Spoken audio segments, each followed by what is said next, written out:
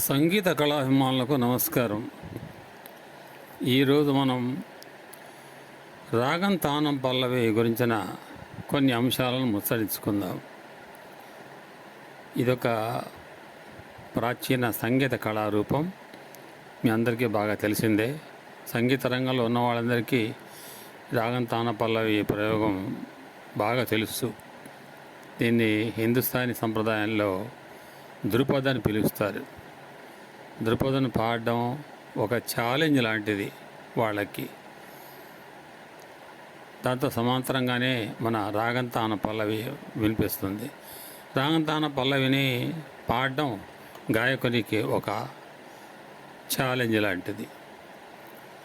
పాండిత్యాన్ని గొప్పగా ప్రదర్శించుకోవడానికి, ప్రతిభను చూపించుకోవడానికి ఈ ప్రక్రియ చాలా తోడ్పడుతుంది. మనం ఎన్నో కచేరీలు వింటున్నాం, చూస్తున్నాం. అయితే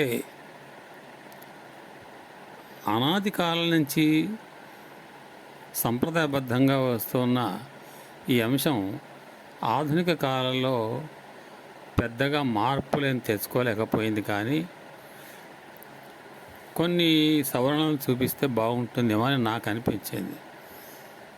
అది మీరు కూడా ఆలోచించండి. ఇది ఎవరిని విమర్శించడం కాదు, లోపాలు ఎత్తుపడం కాదు, తప్పు చెప్పడం కాదు.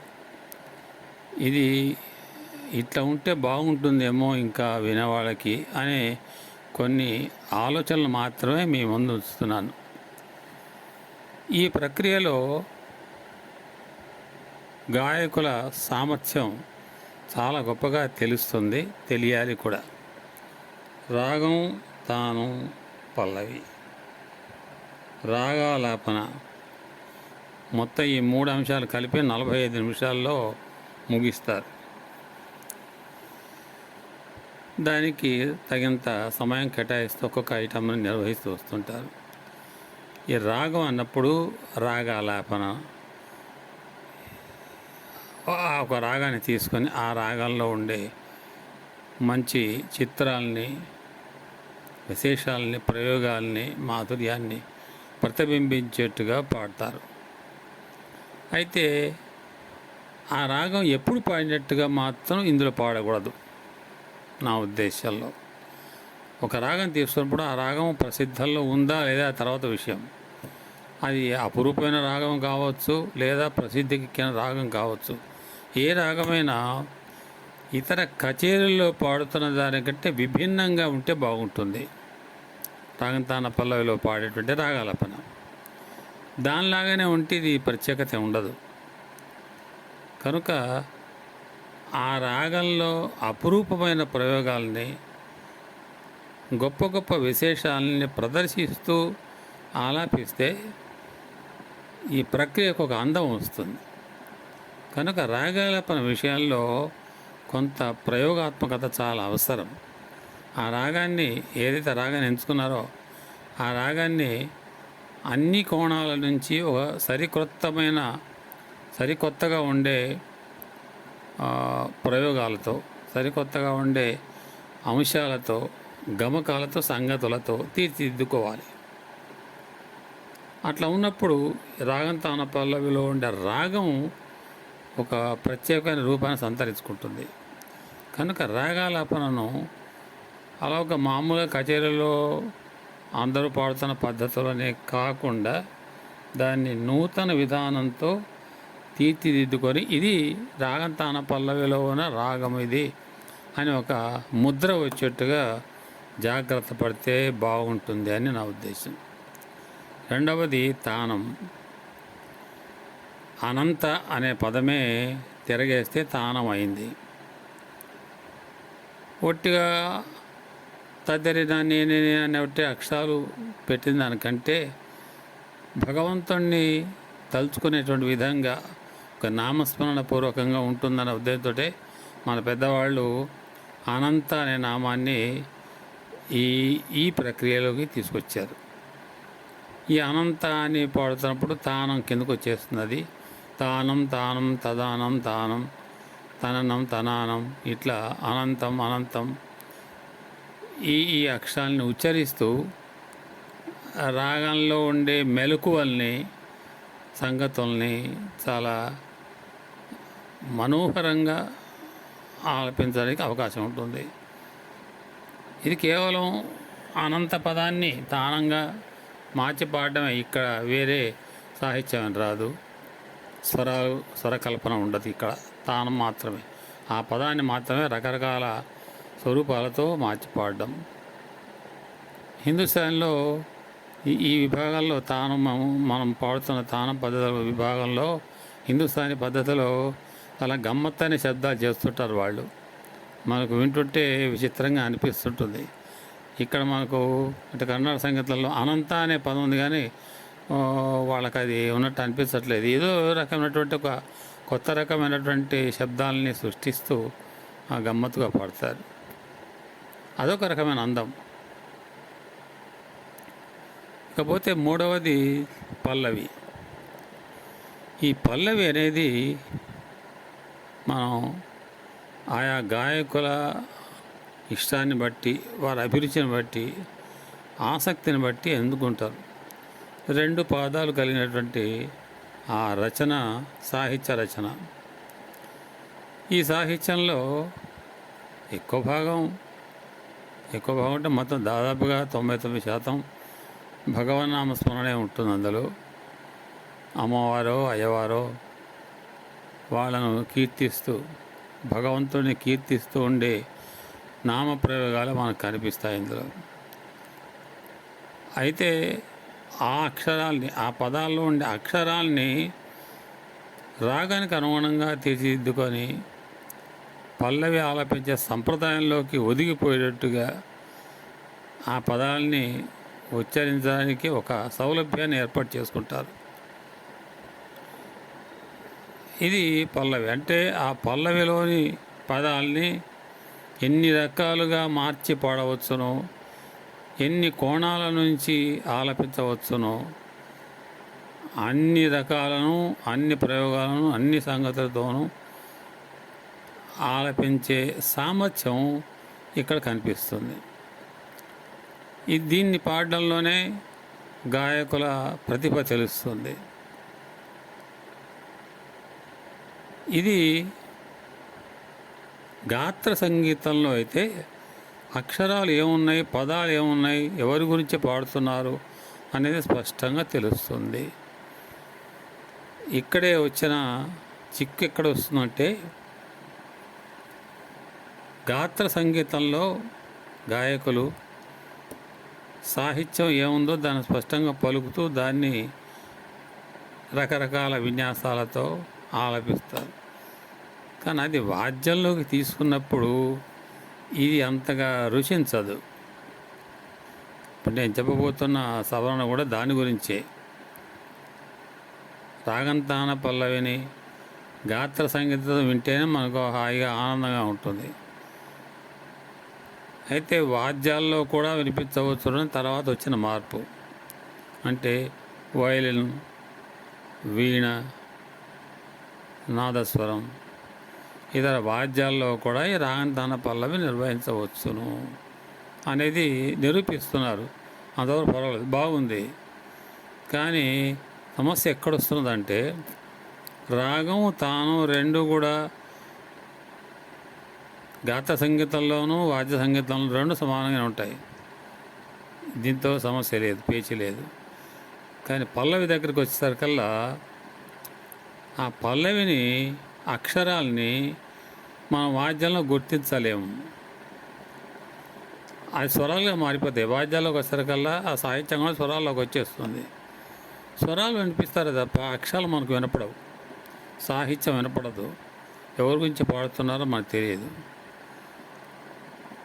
అలాంటప్పుడు నా సూచన ఏమిటంటే, అట్లా వాద్యంతో నిర్వహించాలనుకున్నప్పుడు పల్లవిని ప్రసిద్ధమైన రచన యొక్క పల్లవిని తీసుకుంటే బాగుంటుంది. ఎవరికి తెలియని కొత్త విషయం కొత్త రచన తీసుకునుకోండి, ఆ అక్షరాలు ఏమిటో సాహిత్యం ఏమిటో వినేవాళ్ళు గుర్తుపెట్టడం కష్టం. అదే అందరికీ తెలిసిన కృతి అనుకోండి, అందరికీ తెలిసిన కీర్తన అనుకోండి, అప్పుడు గుర్తుపడతారు. ఓహో ఇది ఫలానా కీర్తన, దీంట్లో అక్షరాలు ఇవి, ఈ పదం ఇట్లా ఉంటుంది, ఓ ఈ పదాన్ని ఎలా వాయిస్తున్నాడు అనేది గుర్తు పెట్టుకుంటారు, దాన్ని సమన్వయం చేసుకుంటారు. కనుక వాద్య సంగీతంలో రాగతాన పల్లవి వినిపించేటప్పుడు పల్లవిని ప్రసిద్ధ కీర్తన యొక్క పల్లవి తీసుకుంటే బాగుంటుంది. నా ఉద్దేశం అది. అట్లా తీసుకుంటే వినేవాళ్ళు ఆ సాహిత్యాన్ని గుర్తుపెట్టేస్తారు. ఉదాహరణకి రామదాస్ కీర్తన ఉందనుకోండి, ఎంత పని చేసేటివి రామాయణం, లేకపోతే పలుకే బంగారమాయన ఉందనుకోండి, ఆ పలుకే బంగారమాయన, శ్రీరామని నామం ఏమి రుచిరా, ఇవి బాగా తెలిసిన ట్యూన్స్ ఇవి. అట్లాగే త్యాగరాజ స్వామి వారి పల్లవులన్నీ బాగా తెలిసినవి అందరికీ. అన్నమయ్య కీర్తనలు కూడా కొన్ని ఉన్నాయి, బాగా ప్రచారంలోకి వచ్చినటువంటి కీర్తనలు ఉన్నాయి. అలా అందరికీ బాగా తెలిసినటువంటి కీర్తనలోని పల్లవిని ఆ రెండు పంక్తుల్ని తీసుకొని వాద్య సంగీతంలో, గాత్రం కొత్త తీసుకోవచ్చు, వాద్య సంగీతం వినిపించేటప్పుడు మాత్రం ఇట్లా ప్రసిద్ధమైన కీర్తనలోని పల్లవి 2 పాదాలను తీసుకొని వాయిస్తే, వాద్యంలో వినిపిస్తే అప్పుడు వినేవాళ్ళకు సులభంగా ఉంటుంది. తాము విన్నటువంటి కీర్తన ఇక్కడ వినబడుతుంది, తమకు బాగా తెలిసినటువంటి కీర్తన ఇప్పుడు వీళ్ళు వాయిస్తున్నారు కనుక ఆ కీర్తన సాహిత్యం ఏంటో వాళ్ళకు తెలుస్తుంది. ఆ సాహిత్యాన్ని వీళ్ళు వాయించే విధానానికి అనుసంధానం చేసుకుంటే అవగాహనకు వస్తుంది. కనుక వాద్య సంగీతంలో రాగతాన పల్లవి వినిపించేటప్పుడు పల్లవి సాహిత్యాన్ని మాత్రం ప్రసిద్ధమైన కీర్తన వచ్చి తీసుకుంటే బాగుంటుంది అని నేను అనుకుంటున్నాను. అది ఎంతవరకు సమంజసమో, ఎంతవరకు ప్రయోగ సామర్థ్యం కలిగి ఉంటుందో అది కళాకారులే నేను ఆలోచించుకోవాలి. నేను ఒక సూచన మాత్రమే చేస్తున్నాను. కళాకారులు ఆలోచించి, వాద్య కళాకారులు ఆలోచించి తాము నిర్ణయించుకునే పల్లవిని ఈ రకంగా ఆలోచిస్తే ఎట్లా ఉంటుందని ఒక్కసారి మీరు ప్రయోగించి చూసుకోండి. అలా ఎక్కడన్నా ప్రయోగించినప్పుడు వచ్చేటువంటి రెస్పాన్సిబిలిటీ, స్పందన ఎలా ఉన్నదో మీకు తెలుస్తుంది. అట్లా అయితే ఇబ్బంది ఉండదు. లేకపోతే మామూలు సంగీతం వింటున్నట్టుగానే పల్లవికి, రాగాలపనకి, స్వరకల్పనకి పెద్దగా తేడా ఉండదు. అక్కడ పల్లవిలోని సాహిత్యాన్ని గుర్తించగలిగితేనే రాగంతాన పల్లవికి ఒక మంచి విలువ వస్తుంది నేను అనుకుంటున్నాను. కనుక కళాకారులందరూ దాన్ని ఎట్లా నిర్వహించాలి అనేది మీ ఆలోచనకే మేము వదిలేద్దాం. వాళ్ళు మీరే ఆలోచించండి. ఇది నేను నిర్బంధంగా చెప్తున్నది కాదు, ఒక సూచన పూర్వకంగా చెప్తున్నాను. మీరు కూడా ఆలోచన చూడండి. ఈ విధంగా చేస్తే రాగంతాన పల్లవి కేవలం గాత్రంలోనే కాకుండా వాద్యంలో కూడా మంచి విజయాన్ని సంపాదిస్తుంది. ఇక్కడ ఈ పల్లవి పాడడం అయిపోయిన తర్వాత పల్లవిని రకరకాల కోణాలతో ఆవిష్కరిస్తారు. అది చాలా గొప్ప విన్యాసం. అట్లా నిర్వహించడం అనేది ఒక సంప్రదాయం అయినప్పటికీ కళాకారుని యొక్క సామర్థ్యం అద్భుతంగా తెలుస్తుంది. కళాకారులో ఉండే ప్రతిభా సామర్థ్యం మరింత బాగా రాణిస్తుంది. అక్కడే సాహిత్యం లాంటి పదాలను ఎన్ని రకాల అందంగా ప్రయోగించవచ్చునో తెలుస్తుంది. అట్లా చేస్తూ ఆ తర్వాత మనకు ఆనవాయితీ ప్రకారంగా స్వరకల్పన ఉంటుంది. మానవ ధర్మ సంగీతంలో స్వరకల్పన ఉంటుంది. ఆ స్వరకల్పనను మన ఆ రాగ లక్షణాలు, రాగ ధర్మాలని అనుసరిస్తూ చక్కగా పాడవచ్చు, చక్కగా వినిపించవచ్చు. ఇంకొక అంశం ఏంటంటే ఈ స్వరకల్పన వేసేటప్పుడు కొంతమంది, అందరూ కాదనుకోండి, పల్లవిని రకరకాలుగా ఆలపించిన తర్వాత స్వరకల్పన వేసేటప్పుడు కొంతమంది రాగమాలిక చేస్తున్నారు, రాగాల్ని మారుస్తున్నారు. ఒక్కొక్క రాగంలో స్వరకల్పన చేసి మళ్ళీ మొదటి రాగానికి వస్తున్నారు. కొంతమంది ఆ రాగాల్లోనే కంటిన్యూ అవుతున్నారు. అట్లా చేస్తే శ్రోతకు నిరాశ వస్తుంది. ఎందుకంటే రాగాలాపన దగ్గర నుంచి ఒక మూడ్లోకి వెళ్ళిపోతారు శ్రోతలు. ఆ రాగం యొక్క మూడ్లోకి వస్తారు. రాగాలాపన, తానము, అలాగే పల్లవి ఇవన్నిటిని విన్నారు కాబట్టి ఆ విన్న మూడ్లో ఉంటారు. ఆ రాగపు రసపోషణలో ఉంటారు. ఇక్కడ రాగం మార్చేసరికల్లా అది రసభంగం అయిపోతుంది. ఇది ప్రయోగం అయితే కావచ్చు, ఒక కొత్త రకమైనటువంటి ఆలోచన అయితే కావచ్చు, కానీ రసభంగం కావడానికి ఆస్కారం ఇస్తుంది ఆ రాగాలు మారుస్తే. కనుక రాగాలు మార్చకుండా ఆ రాగంలోనే ముగిస్తే అందంగా ఉంటుంది. అది కూడా ఆలోచించవలసిందిగా కోరుతున్నాను.